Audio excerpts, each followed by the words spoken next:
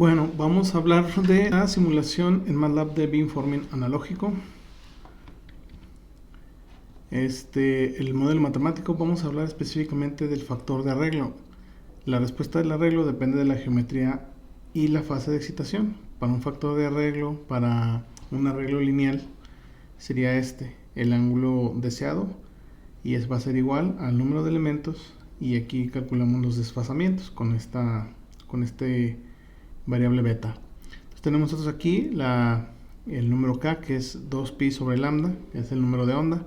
Tenemos la separación física de los elementos, que se tiene que respetar el de la longitud de onda sobre 2. Tenemos el factor beta, que es k por d por seno de teta 0, que teta 0 es la fase para apuntar. Entonces, ya cuando simulamos, este sería el array factor o el factor del arreglo sintonizado para 30 grados. Entonces el lóbulo principal apunta a 30 grados y aquí tenemos esto. De aquí lo que estamos viendo es un patrón total. Esto está multiplicado por un arreglo o un factor de elemento que nada más muestra de 90 a menos 90, o de 0 a 90 y de 0 a menos 90. Es decir, nada más esta parte de aquí enfrente. Pero si tuviéramos, por ejemplo, una antena o un elemento de antena del arreglo que fuese omnidireccional, entonces veríamos otro lóbulo de estos en 150 grados. Ok, entonces, ¿cómo cambia el arreglo con respecto al ángulo? Por ejemplo, aquí tenemos el arreglo apuntado a 0 grados y vemos cómo se interfieren las señales para destruirse y tener la sintonización nada más en 0 grados. Si lo cambiamos a 45 o menos 45, vemos que se ensancha un poco el patrón resultante. Entonces, como observamos, el A se desplaza electrónicamente al variar la fase progresiva para apuntar a menos 45, a 0 y a 40 grados.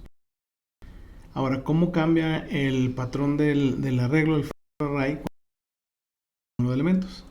Para 4 elementos el factor queda así, para 8, para 16 y para 32. Entonces, entre más número de elementos tenemos nosotros un haz más estrecho. A mayor número de elementos, el haz es más estrecho, mayor directividad y aumenta el número de lóbulos secundarios. Que aquí, bueno, los lóbulos secundarios, si se fijan, están bastante atenuados. Y pudiéramos llegar a tener un tau de unos menos 13 decibeles.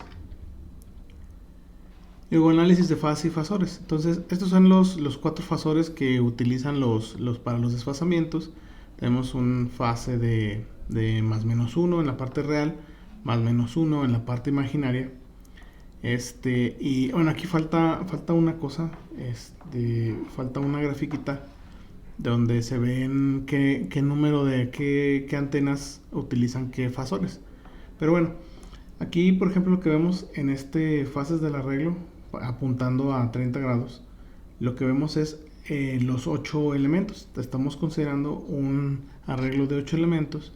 Entonces en el primero no tenemos cambio de fase, se apunta así, es la fase digamos que en cualquier parte que yo me ponga desde menos 90 hasta 90, voy a recibir toda la energía. Ahora, en el 2, aquí estoy viendo, tengo un pico alto de energía en 30 grados y luego tengo aquí un punto bajo de energía en menos 30 grados. Para la antena 3, aquí están los cambios de fase. Entonces, yo veo la señal aquí y veo dónde tengo los mayores puntos de energía. A fin de cuentas, esta es una fase que cambia con el tiempo y aquí vemos cómo cambia la fase de cada uno de los elementos del arreglo. Desde el elemento 1 hasta el elemento 8. Aquí vemos. Entonces, esto hace que al momento de hacer los cruces, tengamos nosotros la interferencia necesaria para que todos coincidan en 30 y tengamos interferencia destructiva en los demás. Si los vemos así separados, los veremos así. Aquí tenemos nosotros sin cambio en la fase, pero aquí vemos cómo cambia la fase y aquí se alinea y se ajusta en 30 grados. Para la antena 3, aquí tenemos el cambio de fase un poco más rápido y tenemos 2 picos que apuntan en 30 grados, aquí y acá. Y luego en la antena 4, aquí Pero la idea es que con los cambios de fase de los diferentes elementos, desde la antena 2 hasta la antena 8, aquí vamos a tener las fases coincidentes en este punto. Y aquí es donde vamos a tener la máxima energía, y así es como se conforma el arreglo. Si nosotros pudiéramos verlo en tiempo real, veríamos algo como esto, en donde se van interfiriendo, construyéndose y destruyendo el patrón del arreglo. Este es el patrón del arreglo. Aparecen dos porque un mismo ángulo tiene el mismo coseno. Dos ángulos tienen un mismo coseno. Por ejemplo, el coseno de 30 grados es el mismo que el coseno de 150. Entonces por eso es que se forma este otro. Si nosotros no queremos apuntar, digamos, para atrás, entonces tendríamos que combinar eso con un arreglo de elemento que no radie para atrás para tener todo enfrente. Me regreso a la presentación. ¿Dónde quedó la presentación? Aquí está. Bueno, validación contra simulación teórica. Entonces aquí vemos, nosotros tenemos una simulación numérica de cómo se conforma el arreglo, el factor array, para apuntando, para 8 elementos apuntando a 30 grados, y tenemos la fórmula teórica y vemos que coinciden los puntos sin problema. Ahora aquí tenemos la diferencia. Vamos a poner dos fuentes, una fuente a 40 grados y una fuente a menos 20 grados. Aquí estamos las dos, son dos fuentes con dos diferentes frecuencias. Entonces ahora sí, si ya quisiéramos utilizar un arreglo para hacer beamforming sintonizado a menos 20 y a 40 grados, entonces ya tendremos que utilizar un patrón de elemento. Si utilizamos nosotros un patrón de elemento omnidireccional, así se vería el patrón, así como lo estamos teniendo nosotros aquí. Entonces tenemos nosotros 4 lóbulos. Cuando apuntamos a 40, aparece el otro de acá, en el otro ángulo que también da la misma cantidad. Y aquí en menos 20, y aquí aparecería el otro.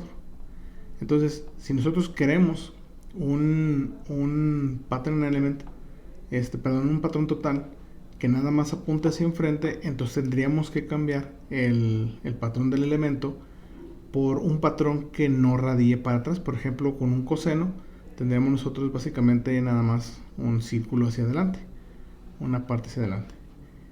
Entonces en este ejemplo, en este ejercicio, lo que estamos haciendo es simplemente tratar de ver cómo se comporta al sintonizar en dos. Tenemos dos fuentes mezcladas, una que está en 150 Hz, la otra que está en 400 Hz, y las tenemos las dos al mismo tiempo, así considerando que tenemos una antena, y lo veríamos así en un analizador de espectro. Entonces queremos discriminar a una de las dos. Entonces lo que vamos a hacer es sintonizar ahora en espacio para apuntar únicamente a la fuente de 150 Hz, y aquí aplicamos la sintonía a menos 20 grados y vemos cómo se atenúa la señal de 400 Hz. Aquí recibimos únicamente la de 150 y acá dejamos atenuada la de 400. Ahora, si sintonizamos a 40 grados, aquí está, a 40 grados, y tenemos nosotros la sintonía ahora en 400 y atenuamos la de 150. Ahora aquí hay un detalle interesante mencionar. Como nosotros estamos haciendo el arreglo de elementos, el espaciado de 8 elementos de frecuencia cambia. Entonces, mi patrón quede bien o mejor definido, tengo que definir para una frecuencia de... Por ejemplo, aquí, si quiero sintonizar a 150 grados, tendría que ajustar la distancia física de mis antenas del arreglo de elementos para que se ajuste a lambda sobre 2. Y luego cuando sintonice para la de 400, tendría que hacer lo mismo, pero ahora para 400. De esa forma tendría yo una mejor captación para las dos señales. Aquí lo estamos dejando hipotético. Siempre, como al cambiar la frecuencia, pues el array factor lo ajusta inmediatamente para lambda sobre 2. Entonces tenemos esta simulación así, pero físicamente no tendríamos que cambiar la antena, tendremos que hacer ese cambio en la antena. Entonces, ¿qué observamos en el espectro? La mezcla original son ambos picos de 150 Hz y 400 Hz, son visibles. No hay forma de separarlos solo con tiempo. Sintonía menos 20 grados, el haz se enfoca a la fuente 1, el pico de 150 se mantiene en 0 dB, mientras que el de 400 se atenúa drásticamente a menos 25 dB aproximadamente. Ahora, sintonía grados, el proceso es inverso, se recupera la señal a 400 Hz y se elimina la interferencia de la fuente 1. Ahora aquí pusimos dos frecuencias, nada más para que aquí las pudiéramos ver separadas, pero en realidad puede ser una fuente de 400 Hz en una dirección y otra fuente de 400 Hz en otra dirección. Así no tendríamos el problema del espaciamiento de las antenas. Pero aquí en el ejercicio no las veríamos las dos señales porque estarían superpuestas en el espectro. El beamforming actúa como un filtro sintonizable en el dominio del espacio.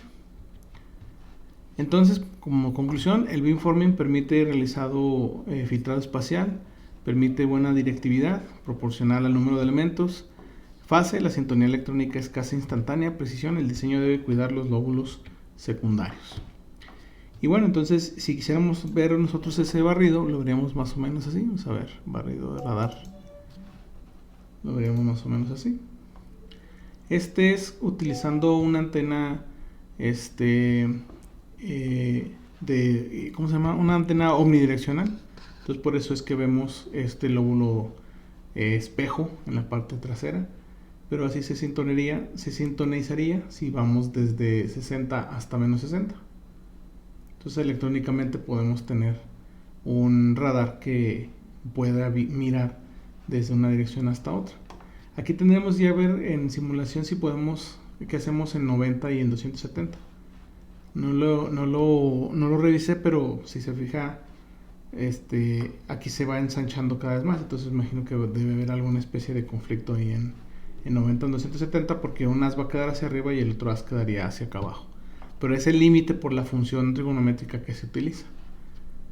Entonces, pues bueno, eso sería todo.